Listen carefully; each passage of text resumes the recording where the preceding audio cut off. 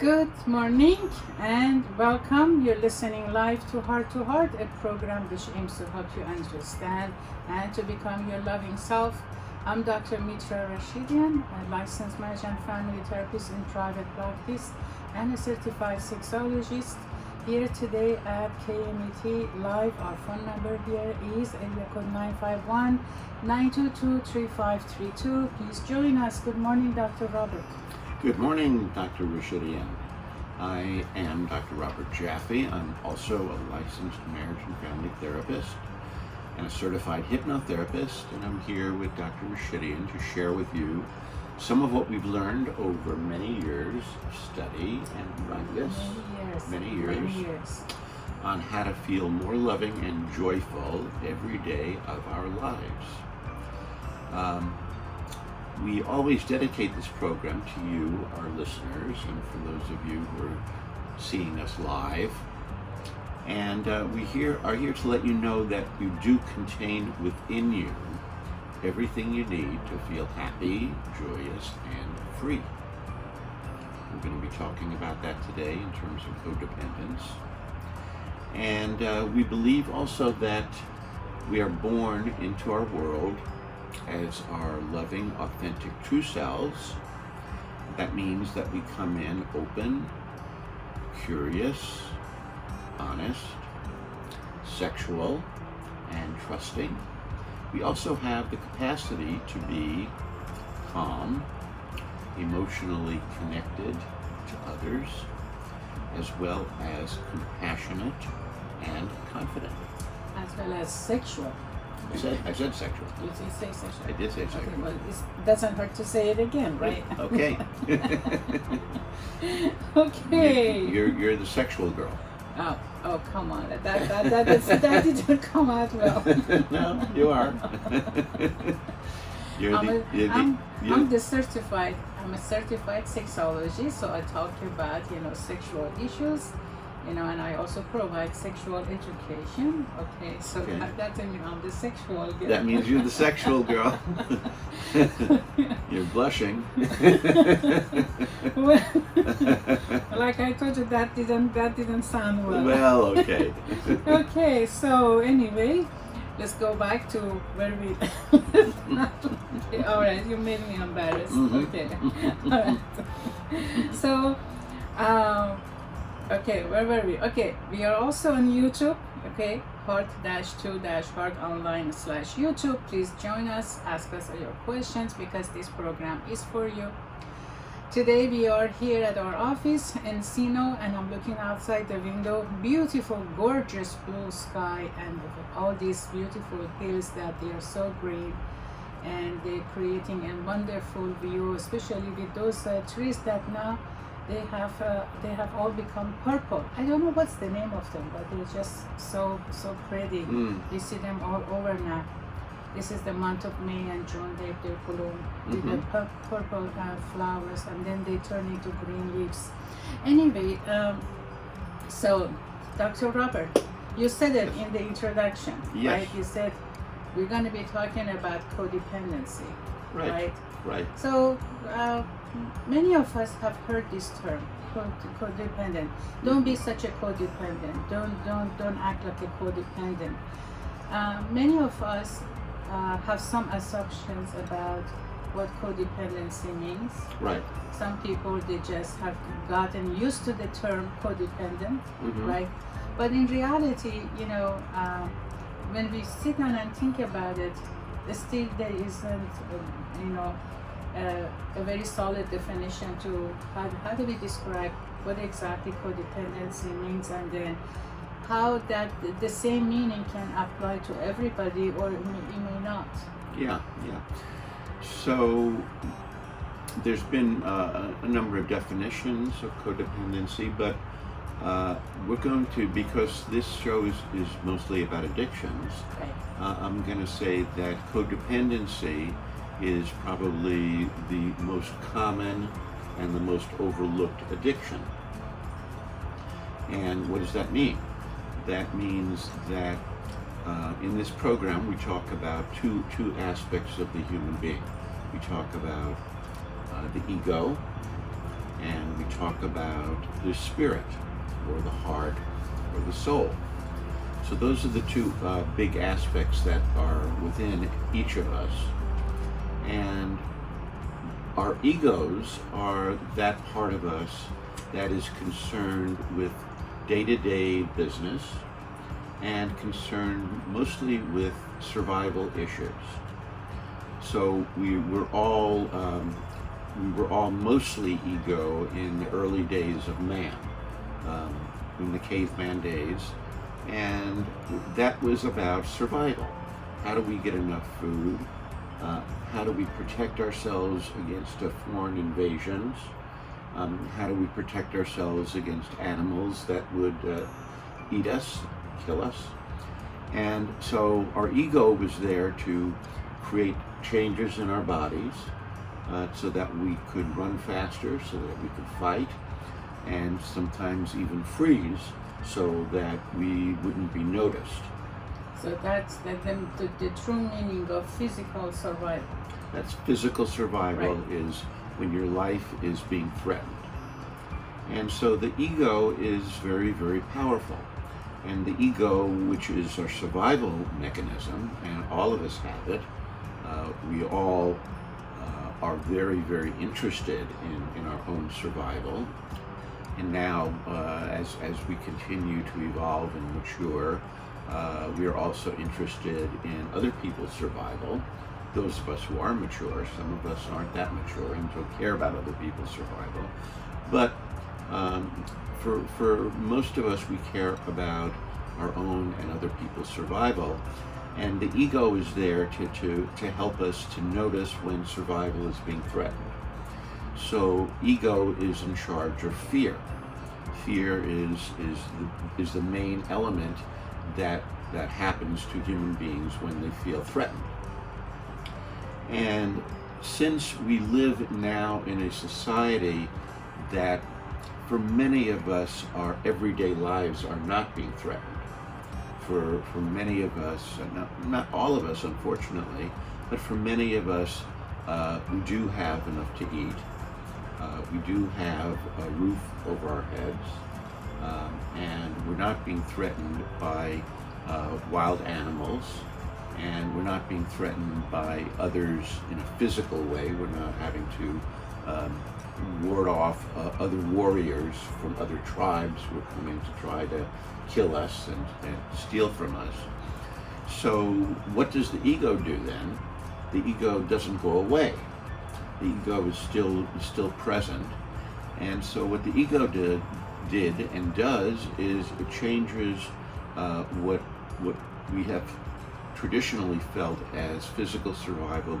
It changes into what I'm going to call emotional survival, as though we can be destroyed.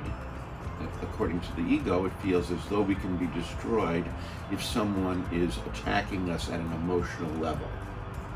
And what does that mean, attacking us at an emotional level? It means telling us that we're wrong. So, or telling us that we're bad, or telling us that we're stupid. Any kind of attack, a verbal attack like that, the ego part of us translates that into, oh, I'm being threatened, as though, not really, but as though it's a physical attack, and now I have to protect myself, and so how am I going to do that? So now we're looking at today, currently, according to your, very clear definition. Now we have two forms of, survival mechanism to deal with. One is physical survival, and majority is now emotional survival. Correct.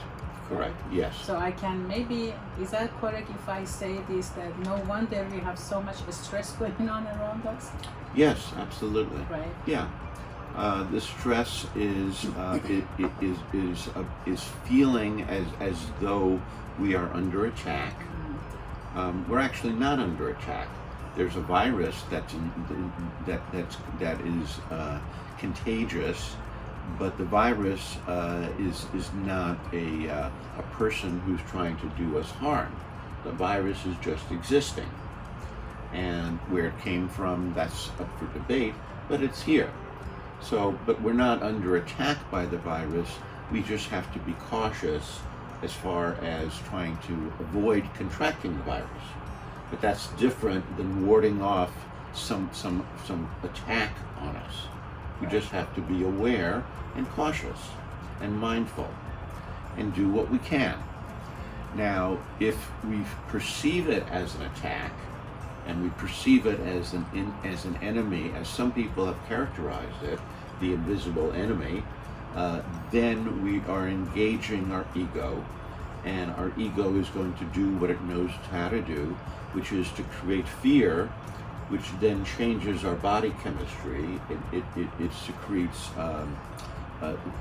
fear hormones and processes within the body, adrenaline, norepinephrine, and cortisol that go into our bodies, preparing us for physical fight or flight or freeze. And of course, since we don't have to do that, and we can't do that certainly with respect to the virus, what happens to these chemicals? They go into our bodies, and then what? The most common form of transformation of this excessive, release of hormones in our body, from what we know in biology, is that they turn into, they are sugar, and then ultimately, they are stored as fat. Mm-hmm. And then they are actually stored around our main organs, mm-hmm. because the job of the body is to protect the hormones. The organs. Right. Right. So there you go. That's why we have, all those increased diseases and, physical problems these days, perhaps compared to people who lived thousands of years before us. Mm-hmm. Mm-hmm. Right? They didn't have the technology. They didn't have the fear of losing their job. They didn't have the fear of Corona-19. Right, right. They didn't have the fear of divorce. They didn't have the fear of, car accident or anything like that we are experiencing. Mm-hmm. Exactly. Right. So what happens then if we live in a state of consistent fear? We're consistently creating these negative chemicals, not negative chemicals, they're negative chemicals as long as they remain in the body. And so what happens then is, by storing those chemicals, we do create problems with our bodies, as well as creating emotional problems such as depression and anxiety. So let's continue with the amazing discussion that we have right after commercial break. Absolutely. Right? Okay, see you soon. See you soon. Bye for now. Welcome back from our commercial break. This is Heart to Heart program at KMET 1490 AM, ABC News Radio. This is Dr. Mitra and Dr. Robert discussing about codependency today. For those of you who are listening to us live, please call us and ask your questions. And the phone number here at the station is 951-922-3532. And also you can, visit our YouTube at heart-2-heart.online/YouTube. And here we go, Dr. Robert. Here we go. Codependency. So we were talking about how codependency is actually an addiction.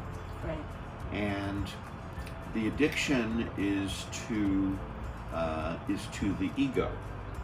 So we were talking before about the two parts of the human being. The ego, which is in charge of physical survival. We didn't mention the spirit, but the spirit is the other side of being human. So I think of it as we are human beings. The human part is the part that has a lot in common with other creatures, other animals on the planet. We all have bodies. We all have survival mechanisms. We all need to eat and drink and sleep.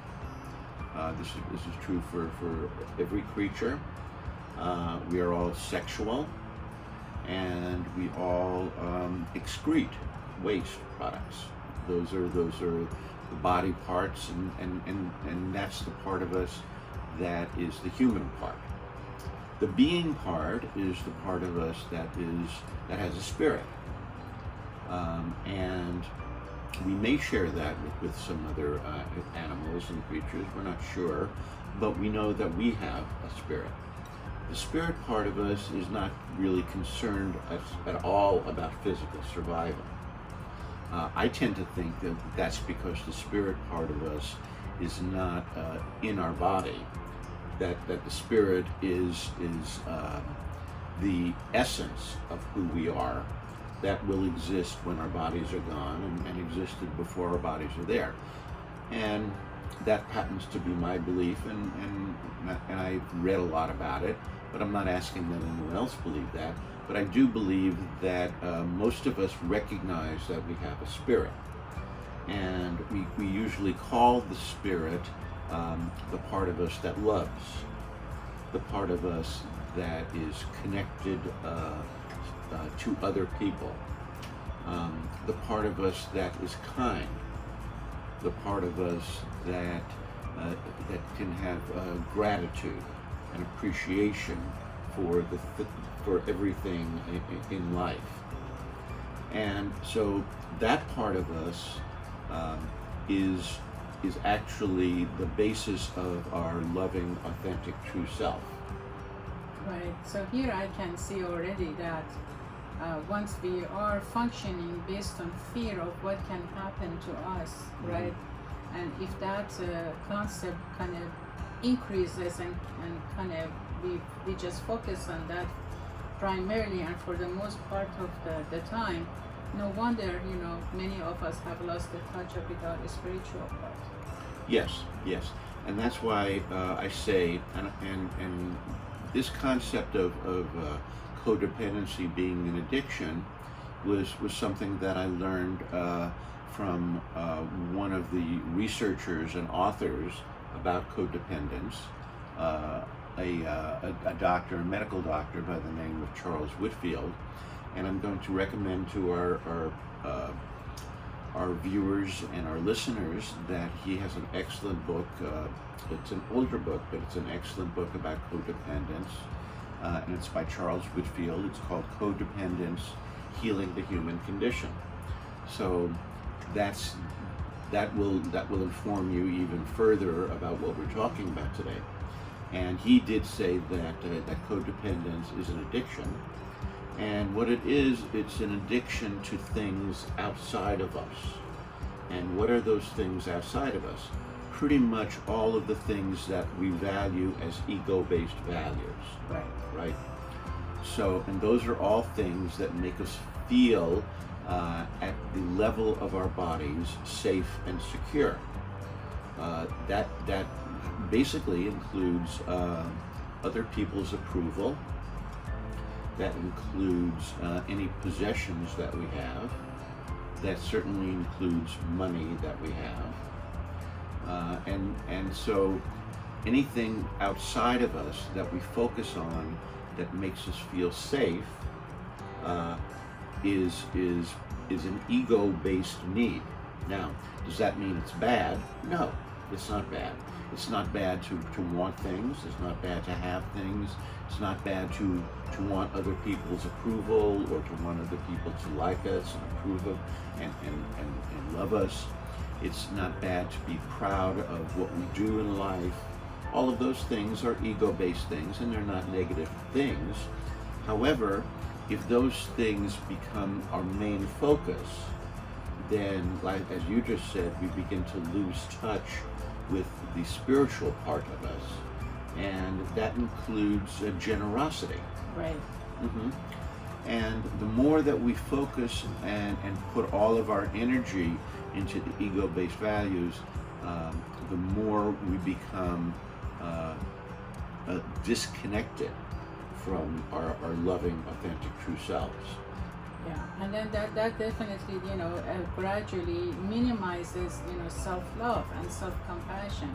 I know that when I talk to my client about self-love and self-compassion, they look at me and say, well, what do you mean by that? I eat well, I sleep, yeah, I take vacation, but I'm still miserable, Mm-hmm. right? Right. So people think that, some of them believe that self-love and self-compassion is what they do in terms of, again, eating or sleeping or taking vacation or going to bars and trying to have fun for a few hours. Well, that's a small aspect of it. Right. But self-love is when you recognize your own value system and be able to live with that and appreciate who we are, knowing our authenticity, knowing our own, what works for us. And I mean, the definition cannot really be summarized in a couple of sentences. So that's why we're starting this beautiful, discussion, which I know that we're going to continue to talk about this in the future programs as well.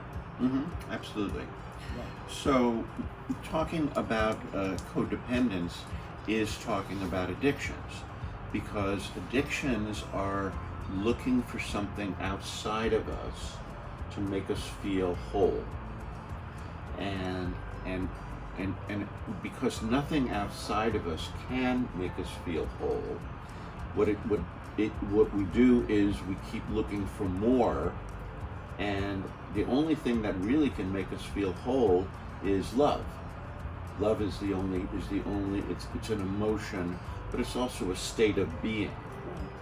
So when we're living in a loving place, we don't feel as though we're missing anything.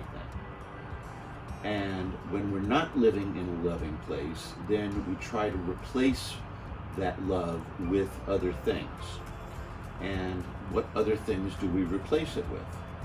Well, the pursuit of money and success is very, very endemic in our society. So chasing after money, chasing after physical things, chasing after other people's admiration, that becomes our single focus. And those are all things outside of our being part. That's all the part that we believe is going to bring us happiness. And really what those things bring us is relief, because we feel safer when we attain those things. So we reduce our anxiety, and we feel a sense of achievement when we get it. So we save up some money and we feel good that we've done that. So it brings us that kind of feeling.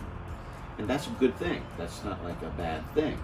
However, that is usually short-lived. Right. No matter how much we have, if that's where we're drawing from in terms of our feeling good about life and good about our lives, if that's what we're looking toward, then it's never enough. And that's really what addiction is. It's about it's never enough.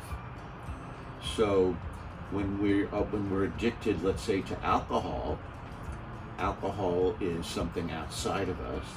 It's something that for many people, when they drink, they get a sense of euphoria, which makes them feel good. They get a sense of relief of anxiety. They feel more relaxed. That makes them feel good, and so that's what they think they need in order to feel good and successful and happy, is that drink at the end of the day, or for some people it's at the beginning of the day. Well, it's because it takes them from the reality, takes them away from the reality, and takes them to a place where they don't have to think about themselves. It takes them away from feeling pressured. Yeah. Yeah, they feel pressured. The feeling of being pressured is a fear feeling, and that's about the ego. The ego telling us that we have to, and that we need to, and that we're supposed to. Whatever it is we have to, need to, and supposed to.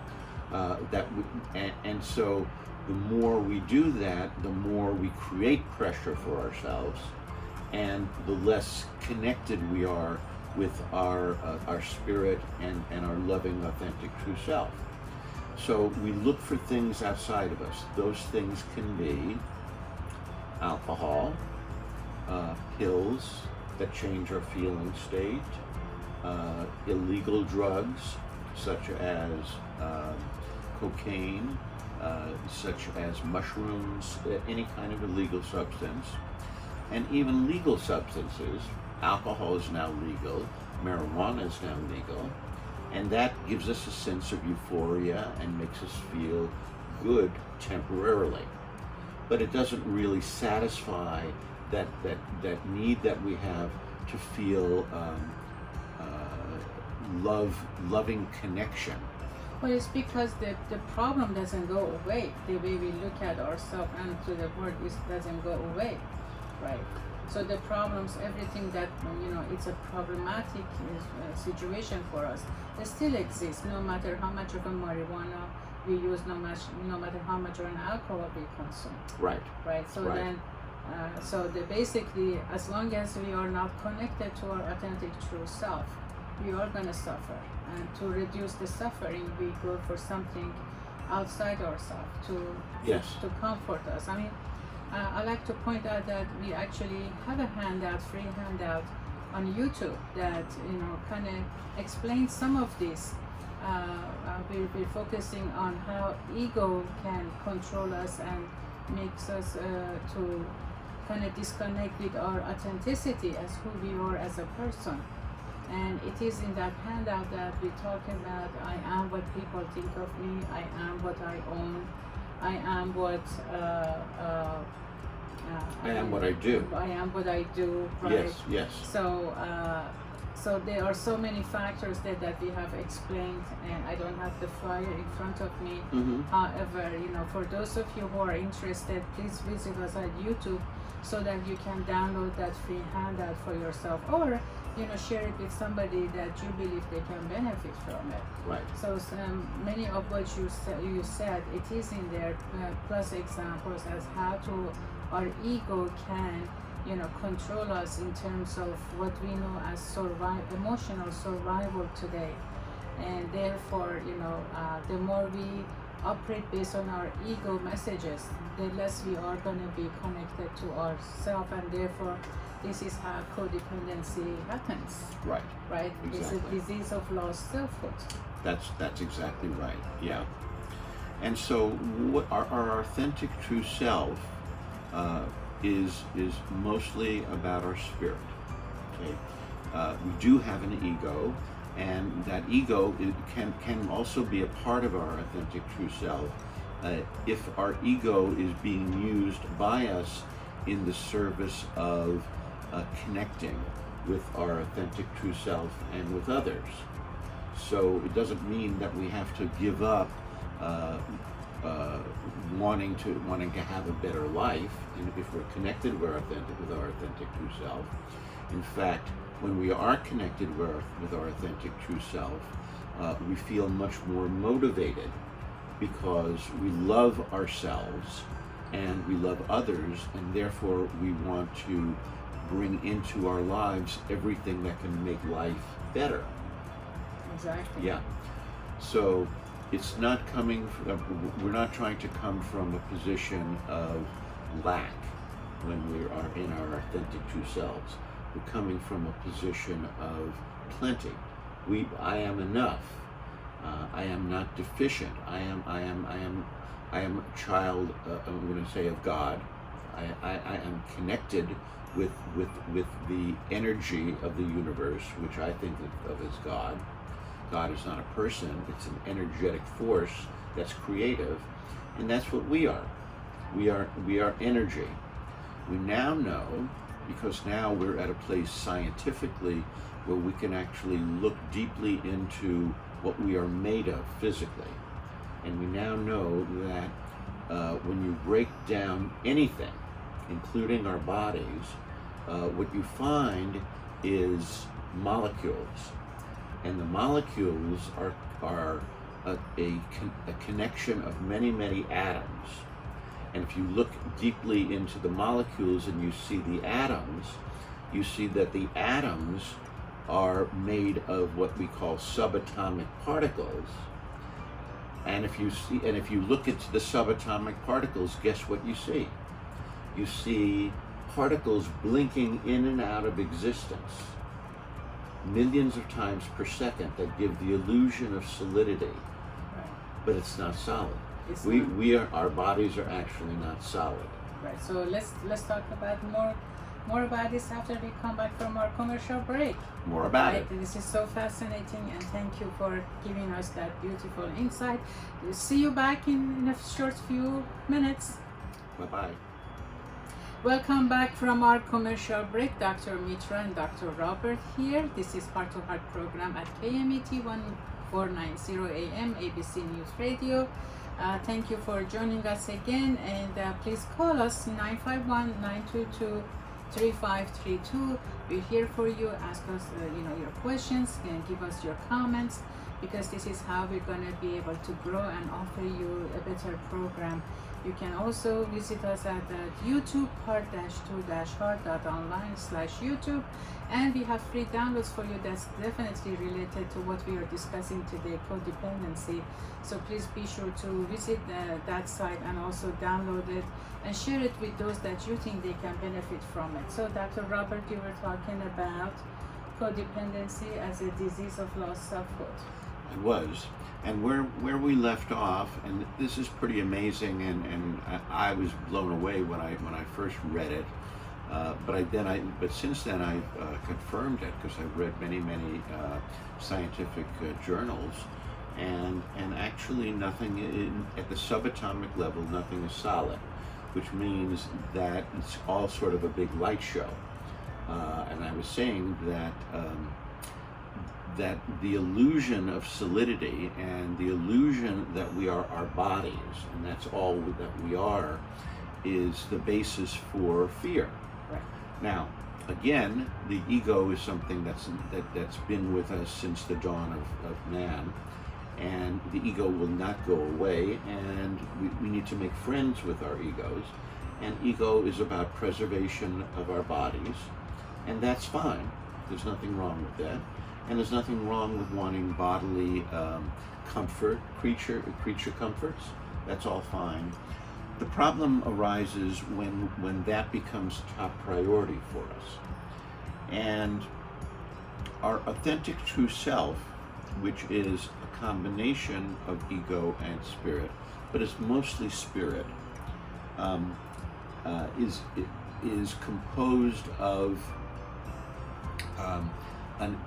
it's energy, and that's where I was going, is that we are all energy, and since we are all energy, and energy, Einstein now has said and has proven, energy is not created or destroyed. Energy just exists in the universe and changes form. So where does water come from? Right? Water comes from the air. But we don't feel it in the air, but it is in the air. So where does it come from? It's the same as energy. It just exists. And then what happens? The water forms, goes into the air, forms clouds. The clouds are not solid, but the clouds are real. Just as our bodies are not solid, but our bodies are real. And then the cloud congeals, and then it then rains. The rain comes down, falls on the earth, and either stays water, or if it's cold, it turns into ice, and then the sun warms it, and it goes back into a gaseous state, and then it becomes in the air again. Right. So that's the cycle, and that's the cycle of human life. That's what happens to us. So the awareness that we are not our bodies, and the awareness that we are much more than our bodies, is the key to becoming conscious that our bodies are not going to help us stay connected to our authentic true self. Our bodies are there, our bodies are important while we're in these bodies, but our bodies are also a vehicle towards movement, which helps us move around and helps us gain more experience. And the idea is to stay connected with who we really are, which is our loving, authentic, true self, which is our spirit.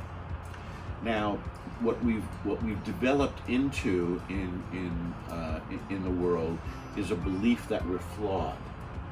Right. That belief, that basic belief that we're flawed, creates a sense of shame, and then that shame makes us feel as though we need something to make us feel better. That's the bottom line to addictions, is that we believe that there's something wrong with us. Well, yeah, and this is where we get into the deeper discussion of how we adopt the belief that there is something wrong with us. Mm-hmm. Because we are not, according to the introduction that we gave, we are born into this world as our own solid true self. Correct. With all the qualities that we explained, right? Right. So what makes us flawed? What happens to us that we, first of all, we are exposed to situations that they can make us flawed.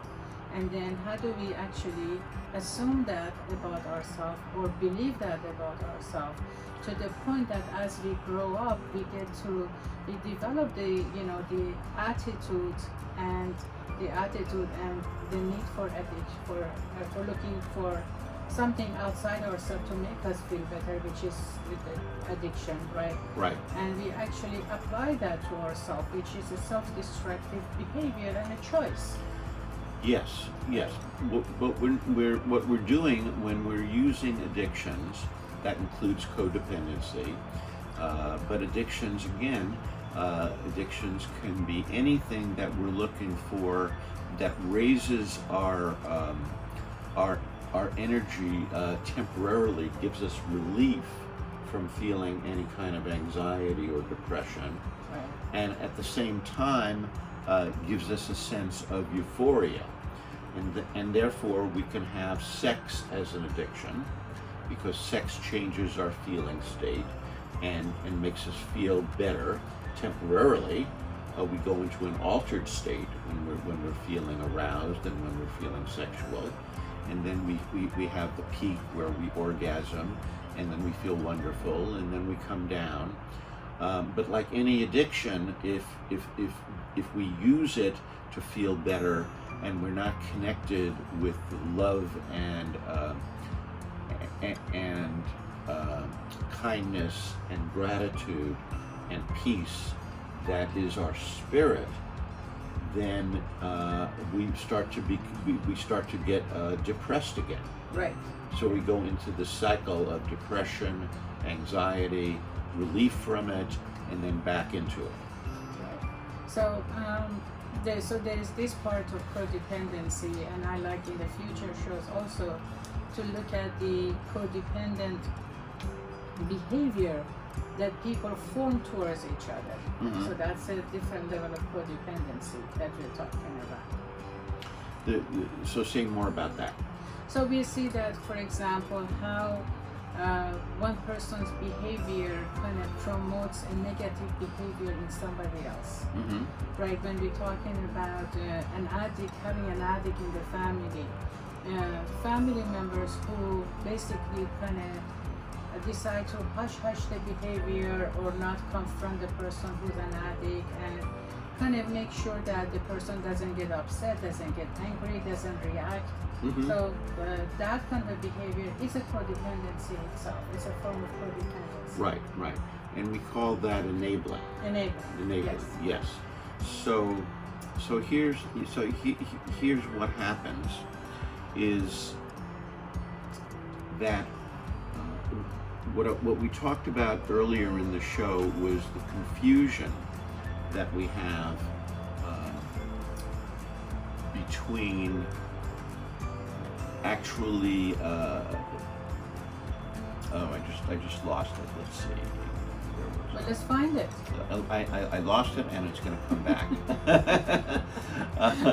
Maybe I brought in the topic, how women can become enablers, in the dynamic that is based on codependency and addictions and all of that, Mm-hmm. right? So maybe that kind of distracted you. No. I think I distracted myself because I was going 3 steps ahead of where I wanted to speak, Okay. and then when I wanted to retreat back to where I wanted to speak, I lost it. So, did you find it? yeah, I found it. Okay. So the idea that I brought in earlier was that we are born as our authentic true self, but that something happens where we begin to lose touch with that part of ourselves, and that has to do with societal norms. So society brings in codependence as a normal state of being. That's what I wanted to comment on. Right, of course. I mean, this is all a multi-layered, factor. It just doesn't happen just, because of one person's belief on themselves or negative beliefs about themselves. Right.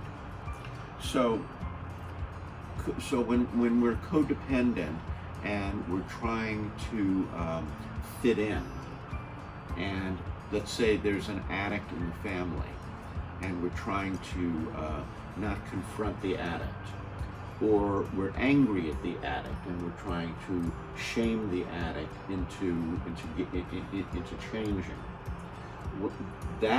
Those behaviors are not loving behaviors.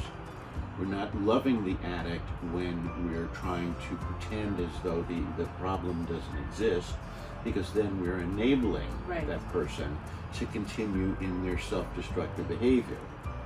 And we're not helping the addict when we're angry at the addict, because the addict then is going to take the anger and either get angry in return and put it back on us, or take the anger and make themselves feel more ashamed.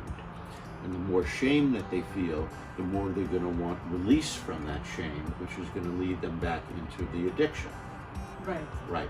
So then we see that how one behavior and one negative attitude kind of supports another negative behavior and negative attitude. Exactly. Right. Exactly. And it just takes both of them to a deeper level. Right. So we were talking earlier about how the ego is about a physical survival, and now, because of physical survival not being a consistent issue with many people, it has turned into emotional survival. What does emotional survival mean? To the ego, it means that any type of emotional attack, it's as though we're physically under siege. Therefore, if we are called names, if we're bullied, if we're told that we're not smart, or that we're not talented, or that we're not strong, if we're told any of those things, we are compared. And we're compared to others, the ego part of us will come out to protect us, and it can protect us either by making the person who's attacking us wrong, in which case we get angry and we escalate our anger and we start defending ourselves and counterattacking with the other person, or we can cut off our feelings altogether and to go inward and not feel anything to protect ourselves.